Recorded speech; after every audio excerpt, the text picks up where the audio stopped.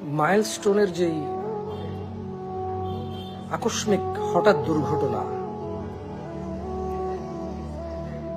ছোট্ট ছোট্ট কোমলমতি শিশুগুলো নিরপরাধ, ওরা কখনো কল্পনা করতে পারেনি যে ওদের উপর আকাশ ভেঙে পড়বে বা আকাশ থেকে জ্বলন্ত কোনো বিধ্বস্ত বিমান ভেঙে পড়বে। ওরা যেহেতু অনেকেই বেশিরভাগই মুসলিম, তাই ওরা জানতো যে মৃত্যুর কোনো ছোট বড় বয়স নেই। কিন্তু ওই যে পাইলট তৌকির, তার বিষয়টা একটু ভাবুন তো। এ ধরনেরই কোনো স্কুল, কলেজ, কত ট্রেনিং, কত স্বপ্নের পর সে পাইলট হয়েছে। এটা তার সোলো একটা এক্সামিনেশন ছিল, যেটা তার দক্ষতার, পরিপক্কতার প্রমাণ বহন করত।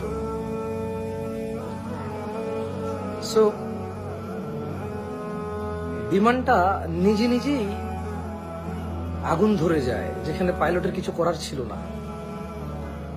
যদি ওর ভুল ড্রাইভের কারণে হয়তো আমি বুঝতাম যে সে ভুল শিক্ষকের হাতে ট্রেনিং হয়েছে, সে ভুল সার্টিফিকেট নিয়ে বিমান উড়াইতে গেছে।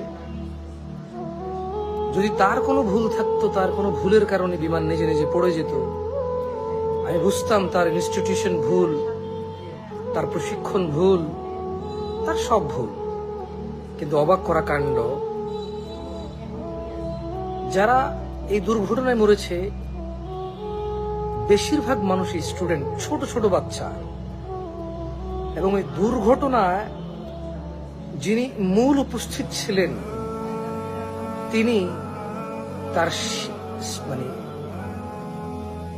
পড়াশোনা শেষ করে সুদক্ষ একজন মানুষ ছিলেন।